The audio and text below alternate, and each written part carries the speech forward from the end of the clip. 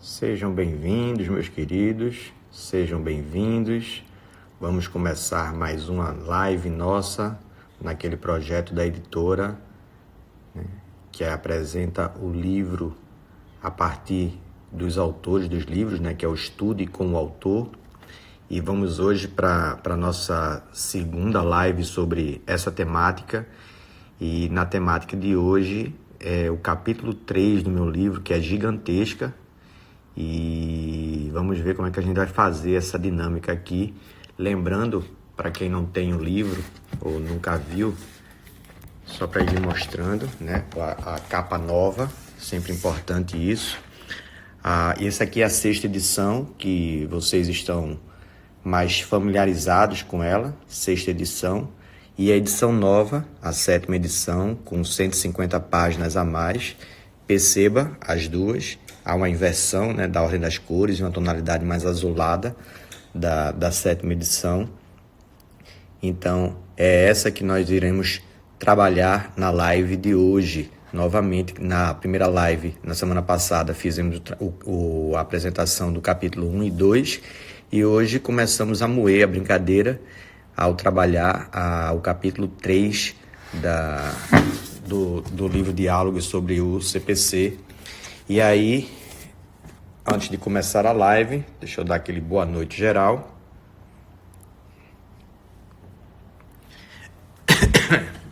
Essa tosse aí não é corona, pelo amor de Deus. Sejam bem-vindos, boa noite a todos. Muito obrigado, Wanderson, pela referência em relação ao livro. Uma satisfação enorme estar aqui nessa outra live, né, trabalhando nesse projeto bem bacana, que é o projeto da editora, que é Converse com o Autor. E hoje a dinâmica ela é bem ampla, porque o capítulo 3 do meu livro é um capítulo muito grande mesmo. E tem a parte de petição inicial, tem a parte de indeferimento, improcedência liminar, a parte de tutelas provisórias todas eu coloco dentro do capítulo 3, e em seguida a gente vai para respostas do réu, depois entra em julgamento conforme o estado do processo, então tem revelia, extinção, sem resolução e com resolução, julgamento antecipado do mérito, depois a decisão de saneamento e organização. Aí tem toda a parte de teoria geral das provas, as provas em espécie, e depois sentença e coisa julgada. Então, já seguindo sugestões de alguns que participaram da última live, e para tentar manter uma dinâmica mais fluida, o que eu resolvi fazer, já com autorização da Podium, é de dividir o capítulo, para a gente não trabalhar todo o capítulo na aula de hoje, que realmente não vai dar. Então a gente faz essa divisão dos capítulos, e uma parte será trabalhada hoje, e a gente vai ver até onde consegue avançar nesse, e o restante já vai para a live da próxima quinta. Lembrando que quem não participou, que quando termina a live, a editora disponibiliza um cupom, e nesse cupom o livro fica por 1 hora, se ligue, pelo amor de Deus, só dura 1 hora, com um desconto altíssimo. Por exemplo, o livro hoje está na promoção, mas que é a promoção do dia do Direito Processual Civil, mas quando passar a live, ele vai ficar mais barato ainda. Eu acho que ele agora está por 124, ele fica por 112 ou 113, não sei, um desconto acima de 40% maior do que o do aniversário da Juspódio. Então, realmente é 1 hora que você tem para aproveitar a promoção. Assim, quando terminar a live, eu disponibilizo o cupom. Eu não me lembro se é Mozart, CPC, eu não me lembro exatamente qual é o número do cupom, mas eu disponibilizo aqui logo quando terminar a live. Não precisa sair daqui para comprar o livro, você termina a live, vai lá e compra o livro com frete gratuito. Ok, olha aí, a Rosiana está dizendo 45% de desconto. Realmente, assim, nem naquela promoção de... rapidinha, né, que eles chamam na Podium, fica com um preço tão baixo. Realmente fica bem acessível. A 6ª edição deve acompanhar quem está com a 6ª edição, até para perceber quais são as diferenças entre a 6ª e a 7ª edição. É isso aí, o Mozart 2020, né? 2020 é o cupom. Beleza? Mas aí eu solto depois o card com a promoção. Vamos lá, vamos começar. Já gastamos aqui 6 minutos, já estamos com um bom número de pessoas presentes. Está na hora de começar, ok? Vou fazer aquele mesmo esquema de suspender os comentários para evitar travamentos e deixar a aula mais fluida, certo? Então, vamos lá suspender, depois eu reabro os comentários. Pronto, comentários desativados. Vamos começar a apresentação do que entra no segundo e terceiro capítulo. Preste atenção. Quando a gente termina o segundo capítulo do livro, aí deixa eu ver a luz aqui, como é que vai ser. Quando a gente termina o segundo capítulo do livro, aparece essa imagem aqui na página 55 da 7ª edição, dizendo o seguinte, olha. Aqui você tem duas opções, eu disse isso no final da live anterior. Se você já tem uma boa base de processo civil e está utilizando isso para uma revisão das reformas, tudinho, então você já vai do capítulo 2, que é esse aqui que se encerra com as normas fundamentais, e já entra no capítulo 3. Mas se você não tem base em processo civil, aí tem um outro caminho. Você já vai para o capítulo 6 e depois de ler o capítulo 6, que está a teoria geral do processo, está a parte de jurisdição, ação, competência, atos processuais, sujeitos processuais, é que você volta para o capítulo 3. O que eu vou seguir aqui? Eu vou seguir a dinâmica de quem já tem uma base e deixar o último capítulo para as pessoas que quiserem fazer a revisão completa do livro.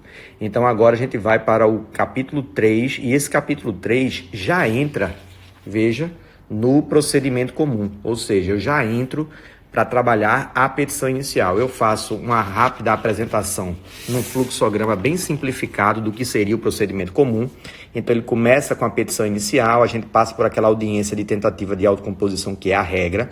Depois vem a contestação, a gente entra na fase de providências preliminares e aí eu posso ter um saneamento e organização do processo, jogando o processo para a fase de instrução, ou eu posso já ter um julgamento conforme o estado do processo, dizendo assim, olha, pode ocorrer extinção ou pode ocorrer já o julgamento antecipado do mérito. E nesses casos de julgamento antecipado do mérito ou extinção, será proferida a sentença. Perceba, quem já viu meus fluxogramas sabe que isso aqui é um fluxograma super simplificado, apenas para tentar deixar de forma clara as fases do procedimento comum. E o primeiro ponto a ser trabalhado, claro, é a petição inicial. Vamos voltar para mim. Quando você fala de petição inicial, você lembra que é o ato postulatório em que você provoca atividade jurisdicional. Lembra do princípio da ação, princípio da demanda. Então, nenhum processo se instaura de ofício, está naquela regra do artigo 2º, salvo quando a lei autorizar. Então, a lei não autorizando, o princípio da demanda diz, olha, alguém vai ter que entrar com a petição inicial, que é o ato inaugural do processo. Quando você dá entrada nessa petição inicial, você tem que preencher requisitos, e esses requisitos estão contemplados nos artigos 319 e 320, que correspondem ao artigo 282 e 283 do CPC de 73. Então, você foi lá preencher os requisitos. Esses requisitos, eu vou chamar a atenção de vocês para alguns pontos, já mostrando novamente o livro. Quando você, na petição inicial, lê aqui, logo na primeira folha, o 319, ele vai dizendo quais são os requisitos.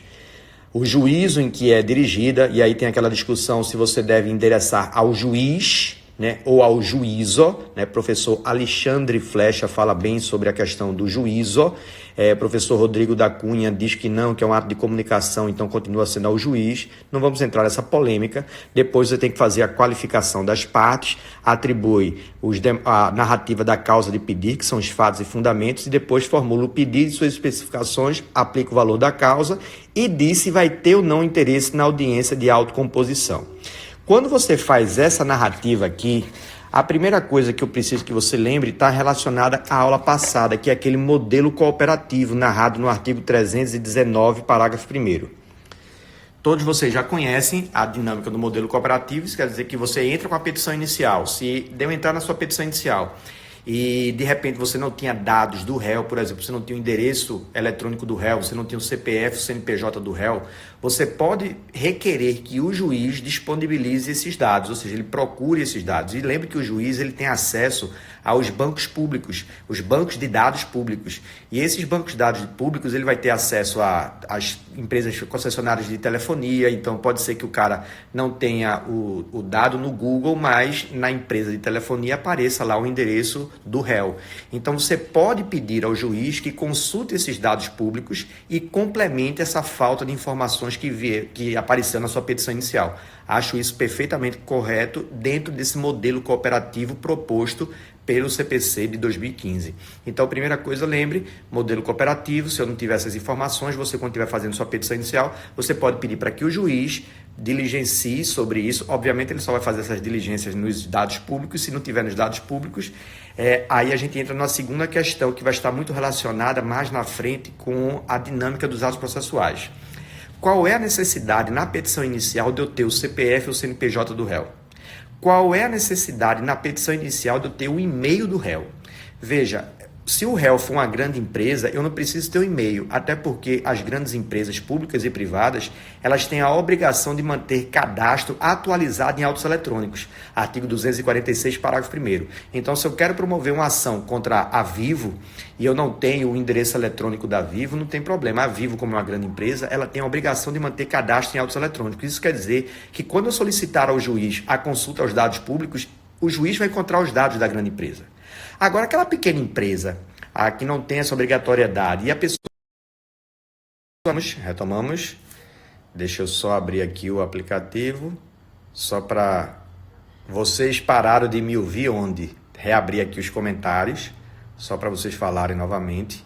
Eu estava falando da Vivo, se ela não tivesse as informações do réu, como ela é uma grande empresa, o artigo 246, parágrafo 1º, possibilita que, determina que essas grandes empresas...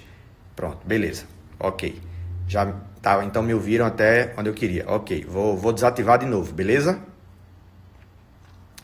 Então, se você promove uma grande empresa, ela tem esse cadastro. Mas se você promove uma ação contra uma pessoa natural, contra uma pequena empresa, aí para que eu vou precisar do endereço eletrônico dela? Ela não vai ser citada por meio eletrônico, ela vai ser citada por via postal. Então eu preciso do endereço de correspondência. E aí o artigo 319, nos parágrafos, ele tem dispositivos muito bons, porque eles dizem o seguinte: olha, para esses casos, a citação ela não pode ser frustrada pela falta dessas informações. Então aparece tanto no parágrafo 2º como no parágrafo 3º que o processo vai seguir mesmo sem essas informações. Mas lembre que o 319 propõe um modelo cooperativo. A parte mais importante do estudo de petição inicial, sem dúvida nenhuma, é a parte relacionada aos pedidos. E você sabe que os pedidos que você tem que formular na petição inicial, ele tem que ser certo e determinado. E aí, dentro daquele diálogo que vai sendo desenvolvido no artigo, na parte de petição inicial, a gente chega naquelas determinações de que o que é um pedido certo e o que é um pedido determinado. Eu desenvolvo o que seria esse pedido certo e determinado. Lembro a quem está lendo que a existência de pedidos implícitos, que são juros legais, correção monetária, verbas sucumbenciais, inclusive honorários advocatícios, e as prestações de trato excessivo. Mozart, não estou lembrando disso, me explica aí. Toda petição inicial, o pedido tem que ser certo e determinado. O que é o pedido certo? É aquele que você diz exatamente o que você quer. Você diz assim: eu quero danos materiais, eu quero danos morais. Então, no pedido certo, você expressa o que você quer. De novo, no pedido certo, você expressa. Quero a entrega de um carro, eu quero que o réu faça, eu quero que o réu entregue, eu quero que o réu pague, eu quero que o réu se abstenha de. Só que esse pedido certo, que é o que está expresso, por isso que o juiz não fica subentendendo o que você quis pedir. Ele tem que estar, claro, digitado lá na sua petição. Claro, pelo amor de Deus, que a gente sempre vai observar o conjunto da postulação. Isso não quer dizer que os pedidos eles não têm que estar localizados geograficamente dentro do capítulo determinado pedidos. Se eu fosse seu professor de peça processual, eu dizia: cara, vamos organizar essa petição. Tem petição que chega colorida para o cara, com pedido espalhado por tudo que é canto. Isso não é muito dialético. Então, o ideal é que você seja uma pessoa organizada e faça sua petição com os pedidos bem certinhos lá embaixo. Agora, se por algum motivo você fez um pedido no início da petição inicial, por exemplo, você já começa a petição inicial pedindo justiça gratuita, pedindo prioridade porque o seu cliente é idoso. Isso impede a análise do pedido? Claro que não, porque o 322, parágrafo 2º, diz que o juiz deve observar sempre o conjunto da postulação, ok? Então, se veio no meio lá, vai ser às vezes difícil do juiz identificar o seu pedido, mas ele tem que se manifestar? Tem. Por quê? Porque o pedido foi formulado. O que eu estou lhe dizendo agora não é isso, não é onde está o pedido, geograficamente, mas é que materialmente você pediu. Então, você disse lá, eu quero que pague, eu quero que faça. Isso é o pedido certo, é o pedido expresso.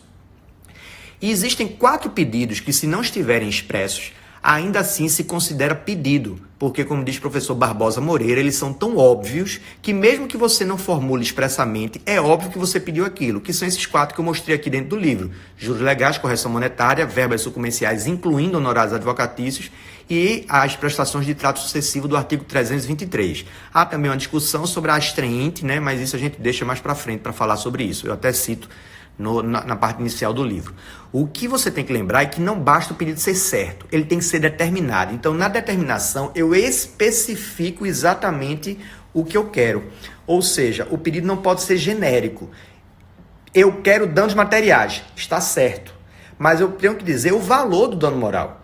Então, é o valor dos danos materiais. Então, o pedido, além de ser certo, ele tem que ser determinado, porque quando eu determino, eu quantifico, eu qualifico o pedido, compreendido? Então, se eu chego lá e quero danos materiais, ele está certo, mas ele não está determinado, eu tenho que dizer quanto eu quero de danos materiais.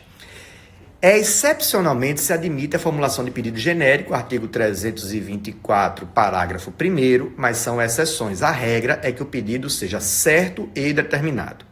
Nessa lógica de pedido certo e determinado, é possível haver acumulação de pedidos, que é quando você faz mais de um pedido. Aí, nesse caso, é importante você se ligar no livro, que depois que eu falo a questão do pedido certo, eu vou para depois, falar da determinação do pedido e leio o artigo 324 como exceção em relação ao pedido genérico, que é exceção, mas lembrando que a acumulação é que é o ponto agora. E a acumulação ela pode ser dividida em acumulação própria, que se divide em simples e sucessiva, ou ela pode ser uma acumulação imprópria, que se divide em alternativa e subsidiária.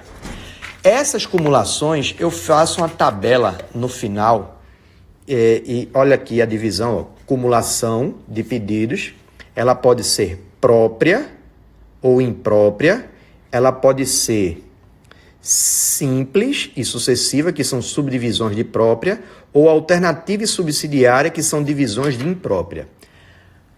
A depender do autor que você leia, pode ter outra classificação. Acredito que essa é a corrente majoritária. E nessa divisão entre pedido, acumulação simples e acumulação sucessiva, acumulação alternativa e acumulação subsidiária, o que eu quero que você lembre?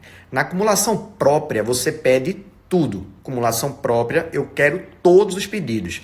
A concessão de um não impede a análise do outro necessariamente. Explicando melhor. Na acumulação própria, o que eu quero? Eu quero danos materiais e danos morais. Eu quero a declaração de paternidade e quero alimentos. Então, na acumulação própria, é a tendência natural que você extrai semanticamente da palavra acumular. Quando alguém diz cumulo, eu quero tudo. É diferente da acumulação imprópria. Na acumulação imprópria, eu fiz mais de um pedido, mas eu não necessariamente quero todos. É quando eu digo, eu quero isso ou aquilo. Então, veja, eu fiz mais de um pedido. Eu não disse, eu quero isso.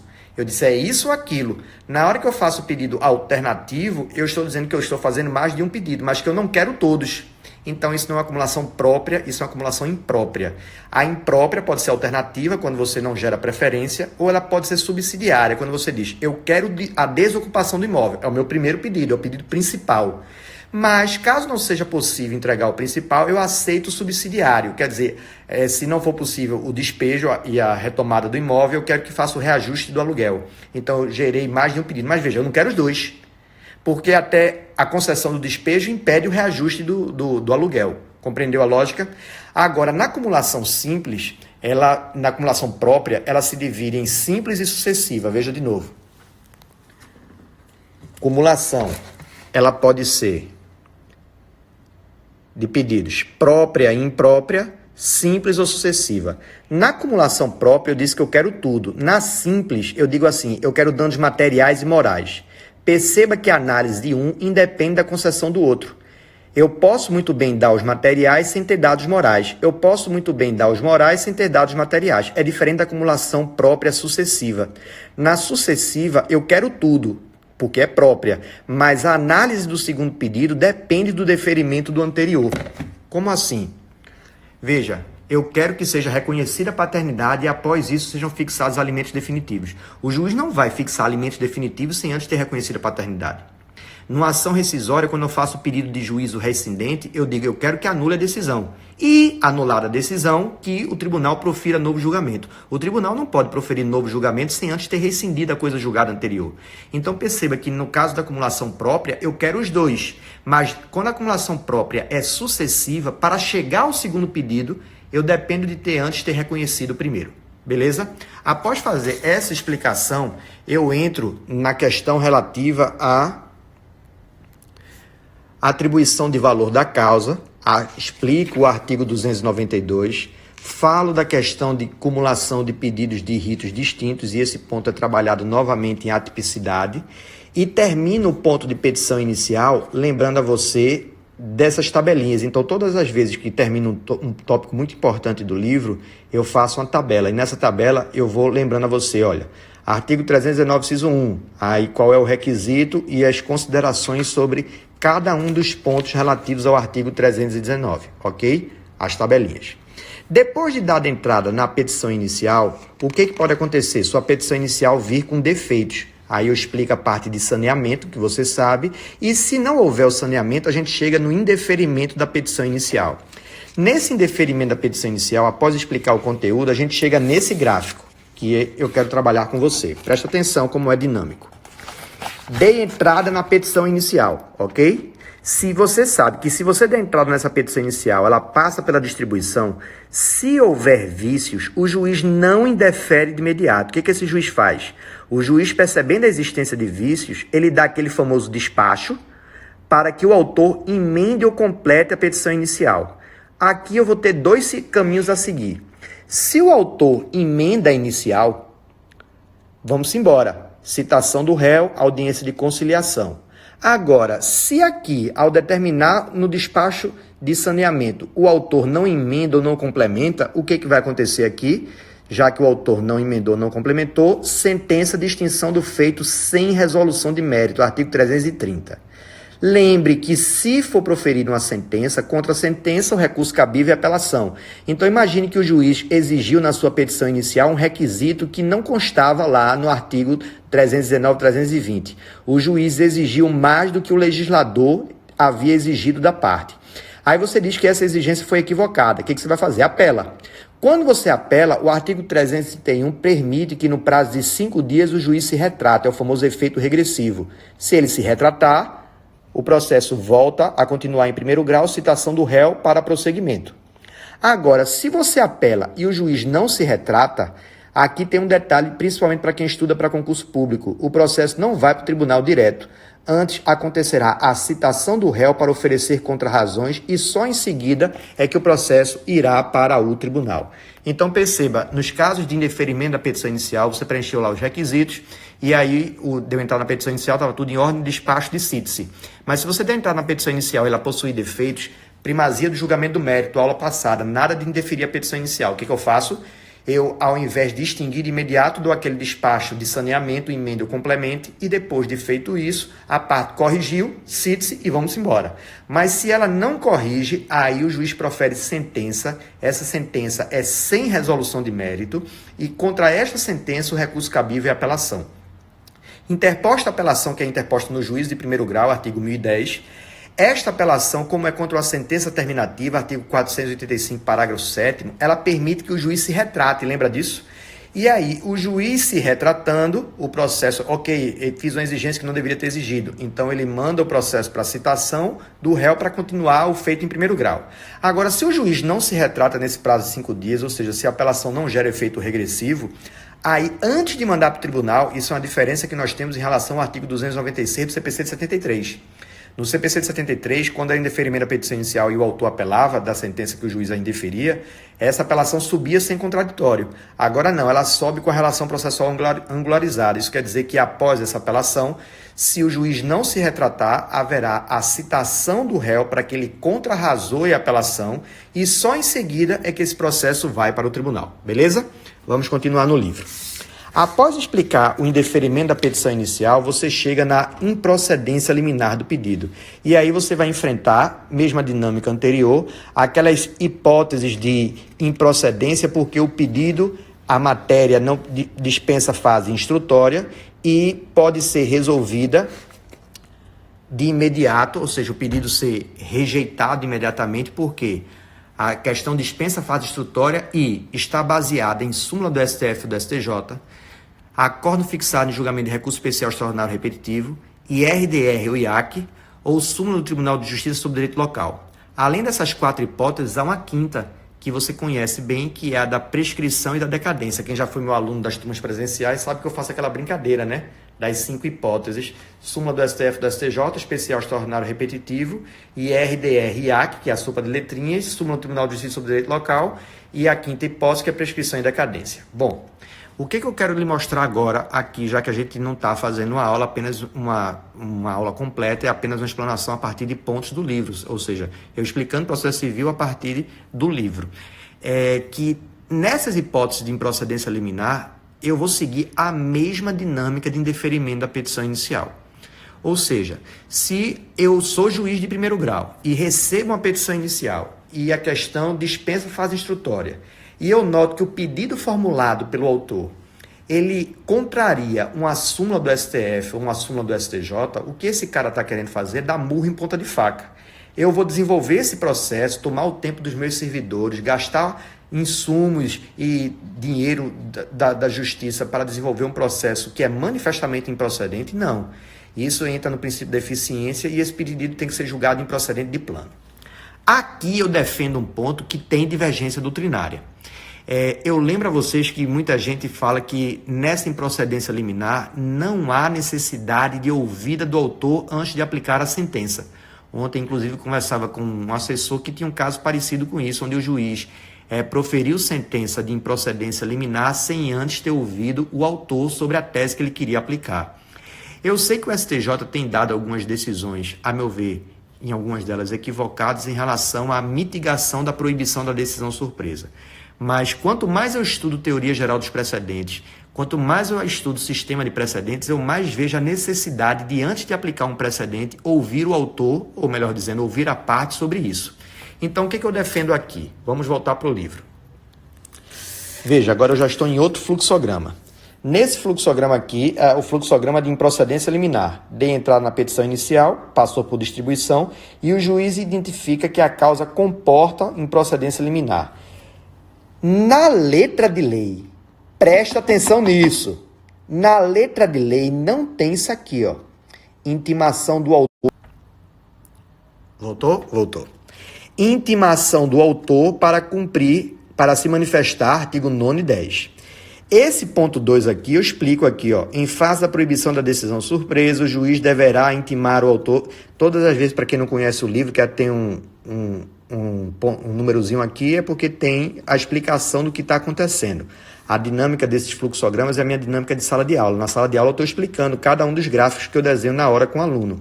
Aqui no livro, como eu não tinha como fazer isso, qual foi a minha ideia? Aquela explicação que eu daria se eu estivesse na aula, eu passei para uma referência aqui, ok? Então, voltando.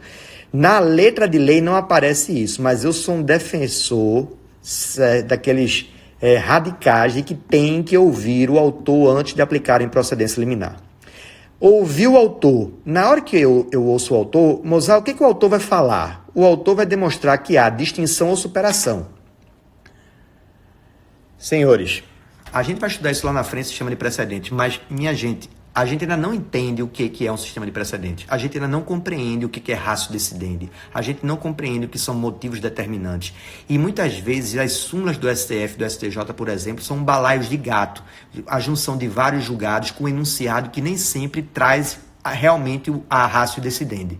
Então, há uma grande chance de você achar que está aplicando o precedente sem estar aplicando corretamente o precedente. Então, dentro de um modelo cooperativo, eu sei que isso vai dar mais um trabalho à secretaria, mas intime o autor para ele se manifestar sobre aquilo ali. Uma vez eu discuti com o magistrado e com assessores dizendo o seguinte: não, mas se eu tiver errado, ele vai apelar. E aí, quando ele apelar, eu vou receber a apelação e tenho 5 dias para me retratar, moça. Veja, eu acho isso um argumento desleal. Porque você dizer, aí ele vai apelar, você está onerando o autor com um custo, que é o custo da apelação, que pode ser muito alto, a depender do tribunal, com uma coisa que ele está certo. Então, ao invés de onerar a parte com essa apelação, antes, intime para que ele se manifeste sobre aquilo, modelo cooperativo, proibição da decisão surpresa, contraditório substancial, e posteriormente, se ele apresentar uma tese que não lhe convenceu, aí sim, você dá a improcedência liminar. Se você der a improcedência liminar, quais são os caminhos que serão seguidos? Juiz não se convence, profere sentença, mesma coisa do fluxograma anterior, cabe apelação. Se for interposta a apelação e o juiz se retrata, essa sentença aqui de mérito permite retratação no prazo de 5 dias, é a única exceção. Aí, nesse caso aqui, você apela e o processo segue. Mas se você não apela, o processo vai morrer. Mas se você apela e o juiz não se retrata, aqui, filhinho, chegamos no ponto que eu queria. É o momento de você determinar a citação do réu para contrarrazoar e o processo sobe para o tribunal. Quer dizer, essa técnica de angularização da relação processual, ela está de acordo com o indeferimento liminar. Então, veja que a dinâmica de indeferimento liminar e de improcedência liminar são iguais, ok? Então, na explicação do texto, você observa isso no gráfico e vai ver isso esquematizadinho dentro do livro. A dinâmica do livro é essa, você vai lendo os assuntos, compreendendo os conteúdos e no final tem um gráfico para lhe mostrar aquilo ali que você acabou de ver. Explicado em deferimento liminar, explicado em procedência liminar, vamos prosseguir no livro e aí a gente entra num ponto que eu só vou fazer a apresentação inicial hoje, que é a parte de tutelas provisórias. A parte de tutelas provisórias foi a parte que eu realmente reescrevi do livro e fiz um aprofundamento bem maior. Nessa parte de tutelas provisórias que você está vendo aqui, eu levanto no início as regras gerais de tutelas provisórias. A primeira que eu acho que você tem que ter atenção em relação a tutelas provisórias é saber que as tutelas provisórias, citando aqui o professor Daniel Mitidiero, elas têm por objetivo a redistribuição do ônus do tempo.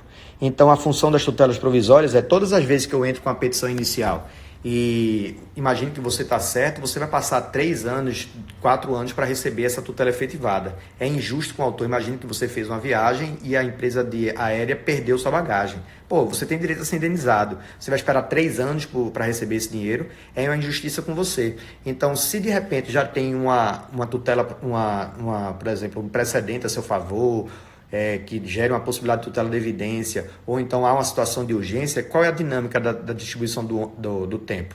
Eu antecipo a tutela, seja por urgência, seja por evidência, e quando eu antecipo essa tutela, eu agora jogo o ônus do tempo para o réu. É o réu que vai ter que correr atrás para desfazer aquilo ali. Então, eu gosto da expressão de professor Mitidiero e de professor Marinoni, que a função das tutelas de urgência, das tutelas provisórias de forma geral, é redistribuir o ônus do tempo. Quem vai ter que sofrer com o tempo? Nem sempre é o autor. Pode ser que o direito do autor seja evidente, que o direito do autor esteja sob risco de perecimento. Então, seria muito injusto ele sofrer com esse tempo. Eu transfiro esse ônus para o réu. E o réu agora que lute para tentar inverter essa situação. Feita essa explicação sobre a distribuição do ônus do tempo, que eu explico longamente aqui pelo livro, o ponto agora é você lembrar. As tutelas são divididas no código, e aí eu mostro essa tabelinha, em tutelas de urgência, né, e tutelas da evidência. As tutelas de urgência podem ser antecipadas e cautelar e também podem ser divididas em antecedente e incidental. Veja que essa dinâmica de divisão aqui, antecedente e incidental, está relacionada às tutelas de urgência e não às tutelas de evidência. Aqui eu fiz um breve resumo, né, que elas são de cognição sumária, são precárias e dependem de requerimento. Um outro ponto também interessante é se elas poderiam ou não ser concedidas de ofício.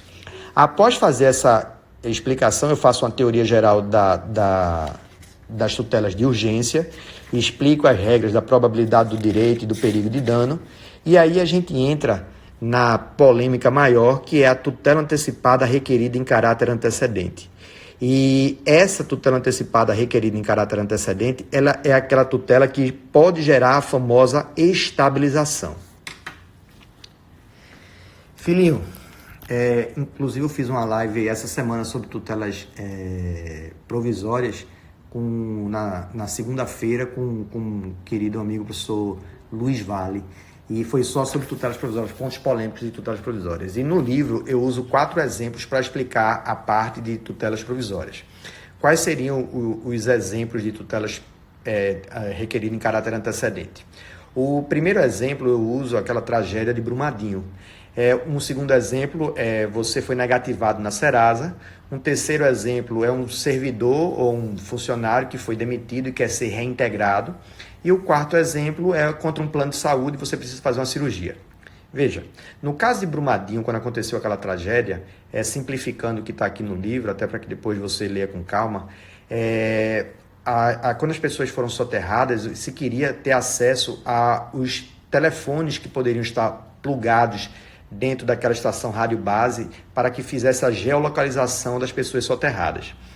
É claro que as empresas de telefonia queriam ajudar, mas por conta de responsabilização delas, elas só poderiam fornecer esses dados com autorização judicial. A AGU promoveu uma ação, o juiz federal deu a tutela liminarmente, a tutela requerida em caráter antecedente, e aí elas forneceram esses dados. Me diga, essas empresas de telefonia, Oi, Vivo, Nextel, iam querer recorrer dessa decisão? Não. Se elas não querem recorrer dessa decisão, o que vai acontecer? A AGU, a União, no caso, formulou a petição inicial, obteve os dados, está satisfeita. O réu vai querer resistir a isso? Não. O que eu faço com esse processo? Extingo. E acabou. Resolvido o problema. E essa tutela que foi deferida, a ordem continua produzindo efeitos, ou seja, os efeitos dela continuam ocorrendo porque ocorreu o fenômeno da estabilização. Segundo exemplo, eu fui negativado pelo Itaú, pelo Bradesco, e fui negativado, estou lá com meu nome sujo na Serasa. Se eu pedir para a Serasa tirar meu nome, ela vai dizer o seguinte: não, quem tem que tirar é o banco. Ela não quer brigar comigo, mas se eu disser, mas olha, eu estou brigando já com o banco, aí ela diz, se o juiz autorizar, eu tiro. Se o juiz, eu entro com ação contra a Serasa pedindo para limpar meu nome, e o juiz diz, tire o nome, a Serasa vai lá e tira. A Serasa vai querer recorrer dessa decisão? Não. Então veja que assim como no caso de Brumadinho, das empresas de telefonia, nesses casos a empresa não vai resistir. Agora, se eu falo a você de um funcionário que foi afastado, de um servidor que foi afastado, e ele quer ser reintegrado, o que ele quer é voltar a trabalhar.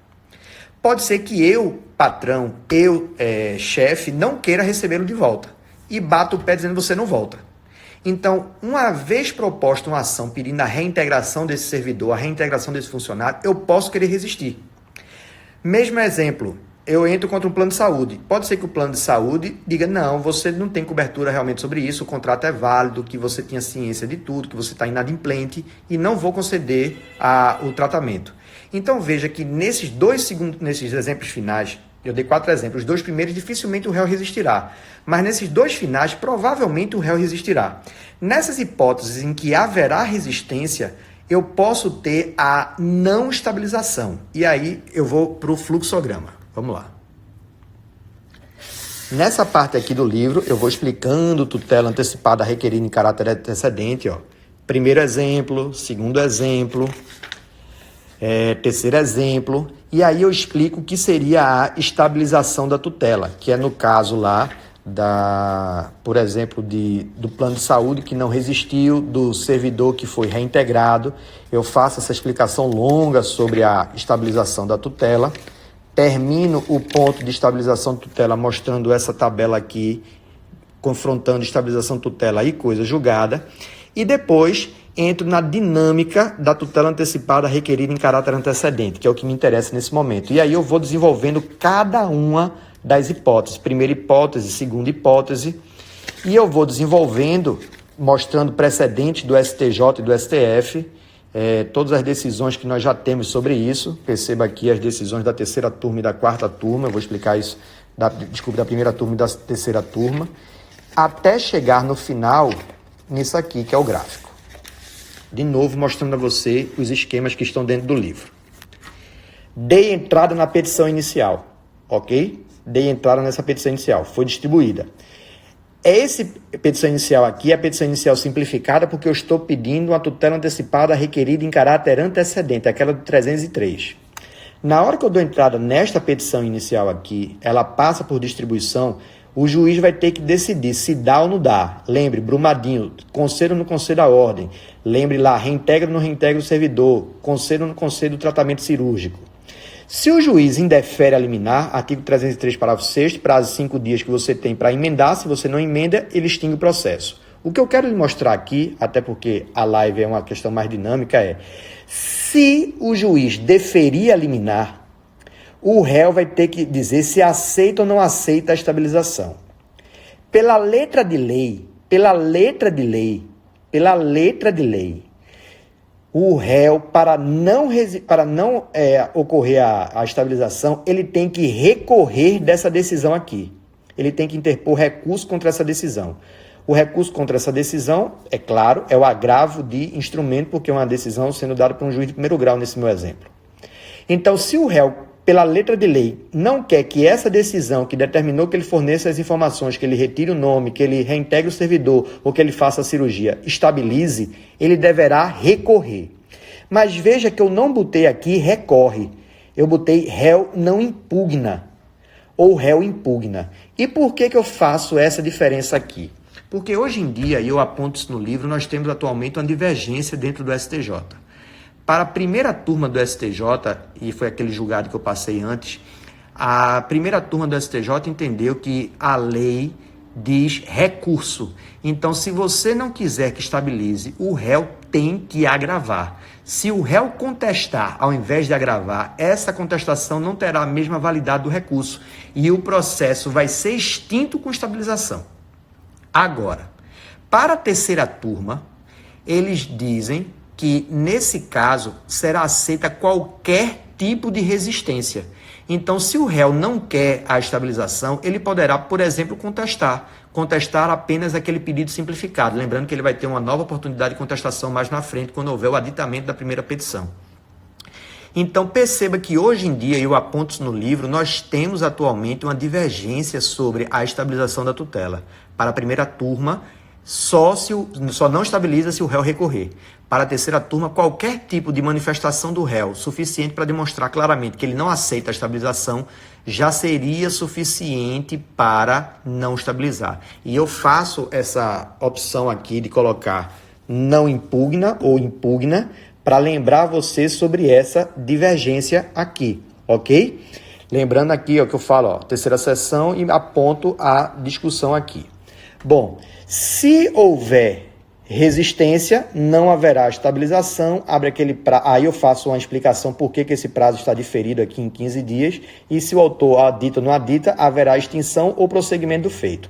Agora, se o réu não impugna, aí nesse caso haverá estabilização, profere-se sentença e ocorre a estabilização, ok? É o caminho a ser seguido. Depois de explicar tutela antecipada requerida em caráter antecedente, como eu fiz o apontamento aqui, o livro continua se desenvolvendo e aqui surge uma coisa interessante para quem não conhece a obra.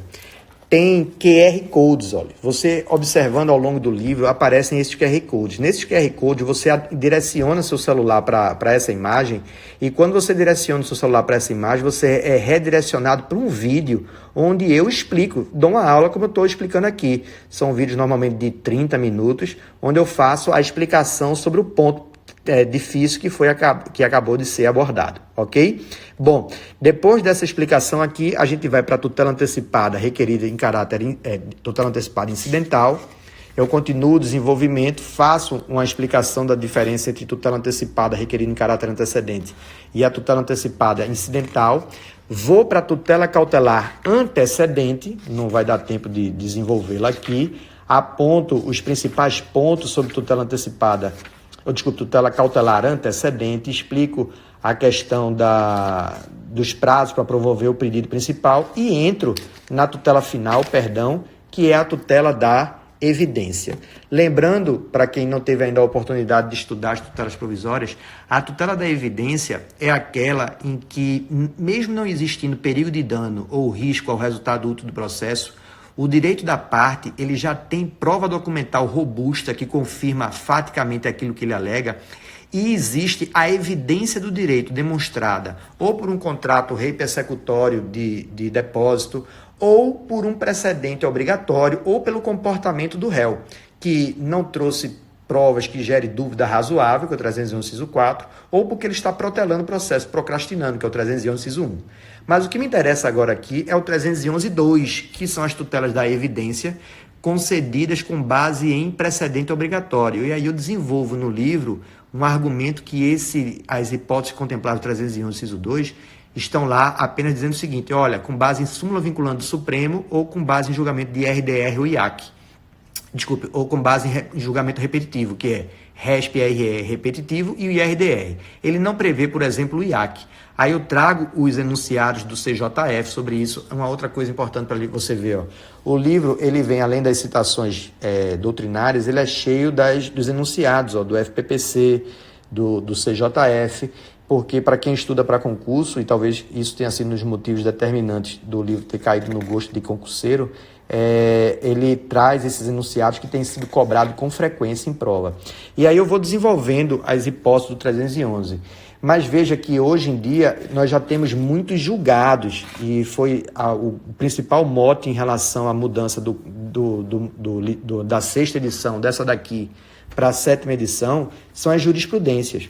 Então, agora ele está entupido de decisão do STJ. Veja, por exemplo, aqui uma decisão sobre tutela da evidência de março de 2019. Então, o ano 2019 foi um ano muito pródigo em relação a decisões.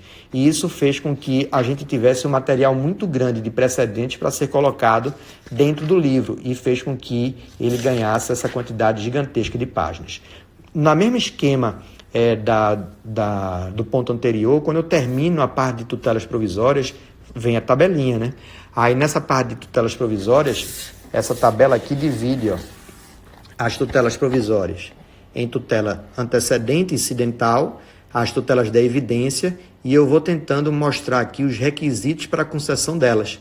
Então, dentro da dinâmica do livro, de ser esquematizado em relação a resumos. Para terminar a nossa aula de hoje, para quem chegou depois, eu disse que não ia conseguir ver todo o capítulo 3, que era gigantesco, e já estava com autorização da Podium de partir o capítulo. Nós vamos trabalhar agora a parte de audiência preliminar, aquela audiência de conciliação e mediação, que é a audiência de autocomposição. Essa audiência é aquela do artigo 334, que o objetivo dela não é discutir o direito. Então, se a parte chega nessa audiência, não, mas meu cliente está certo, você já tem que barrar. Eu gosto de citar que a referência comportamental, né, nessas audiências não é para se discutir mérito. O que você tem que exigir mais é do comportamento negocial do seu advogado, né? Seu advogado ser melhor em neurociência do que propriamente em direito. Uma nova vertente que se abre no mundo jurídico. Então, essas audiências, elas são presididas pelas figuras dos conciliadores e dos mediadores, né? Tendo relação anterior entre as partes, vamos de mediação, não tendo relação anterior entre as partes, vamos de conciliação. E eu explico isso. Mas depois eu explico a dinâmica dessa audiência, dividindo em relação àqueles prazos, né, de 30 dias para marcar, 20 dias de antecedência para citar o réu. Eu brinco que tem uns mantras aqui dentro do livro, né, os mnemônicos 30, 20, 10, né, 30 dias o prazo que eu tenho mínimo para marcar a audiência, 20 dias para citar o réu com antecedência, e 10 que é aquele prazo que ele tem para se manifestar que não tem interesse na realização da audiência. E aí, dentro dessa parte de audiência, eu vou explicar que ela pode ser realizada por meio eletrônico, eu vou explicar que esta audiência ela tem a possibilidade da parte não ir pessoalmente e mandar um representante, eu vou explicar que nesta audiência é preciso a presença de um advogado, mas cito aqui o entendimento que foi dado numa resolução do CNJ dizendo que pode ser que a parte não esteja acompanhada por advogado, que o ato por si só não gera nulidade. Só para mostrar aqui a você, ó. Tá aqui, ó. Enunciado número 24 do CJF. E em seguida, quando eu vou desenvolvendo, eu boto aqui, ó. Importante, lembra, registrar que o Conselho Nacional de Justiça, em 2018, eu vou explicar na resolução o entendimento que eles fizeram para não ser nula a audiência que foi realizada sem a presença de advogado. mais tabela mostrando a dispensa dessa audiência. E aqui é que eu quero trabalhar com você. Lembre que há um princípio no código, que é o princípio da primazia da solução consensual. Então, eu tenho que fazer todos os esforços do mundo para que seja obtida uma solução consensual. Então, a lógica do legislador é: eu quero que essa audiência seja realizada. Eu quero que essa audiência seja realizada. Se essa audiência, quando é que essa audiência não vai ser realizada? Ou porque o direito não admite autocomposição, primeira hipótese, que aí realmente não tem sentido marcar essa audiência. Se não tem acordo, por que eu vou marcar essa audiência? Ou naquelas hipóteses em que ambas as partes demonstram desinteresse. É muito importante você lembrar disso.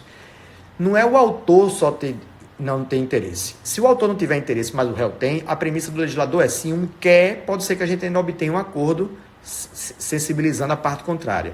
Então, só não vai ter essa audiência quando ambas as partes expressamente disserem que não tem interesse. Aqui também lembre que o interesse da primazia da solução consensual ele é tão forte que, se houver litisconsórcio, o artigo 334, parágrafo 6º, se houver litisconsórcio, o desinteresse vai ter que ser demonstrado por todos. Então, lembre que a regra é ter audiência. Só não teremos audiência ou porque o direito não admite autocomposição, ou porque todas as partes do processo, autor, réu ou todos os litisconsórcios, se houver pluralidade, não querem a realização da audiência. É nessa hipótese que nós não teremos. Eu sou um defensor ferrenho da autocomposição. Eu acho que ela é a via de fuga, então eu acho que com o tempo nós vamos ter uma simpatia maior por essa audiência. Eu ainda escuto muitos relatos de resistência, de perda de tempo, mas eu acho que isso é uma questão cultural e que com o tempo nós iremos superar essa resistência que, a meu ver, é exagerada em relação à audiência. Voltando aqui para a dinâmica do livro, eu explico os pontos da audiência e, quando eu termino isso, eu já entro em respostas do réu, mas que nós não vamos trabalhar hoje por conta do tempo, que já está encerrando aqui meu tempo. O que eu vou fazer? Eu vou reabrir os comentários e lembrando que quando eu encerrar essa live, você vai ter a oportunidade de comprar o livro com aquele desconto de 45% de desconto. E o código é Mozart 2020. Então, você entra lá no site da Podium e bota Mozart 2020, Mozart 2020, e vai ter a oportunidade de comprar o livro, que é R$ 180 por 114. É realmente uma oportunidade. Lembrando que essas lives elas vão continuar, só que na próxima semana nós não faremos a live às 7 horas da noite, como foi dessa vez. Na próxima semana a live será às 9 da manhã, ok? Então você já vai acordar, vai tomar o seu café e já vai ter a live comigo.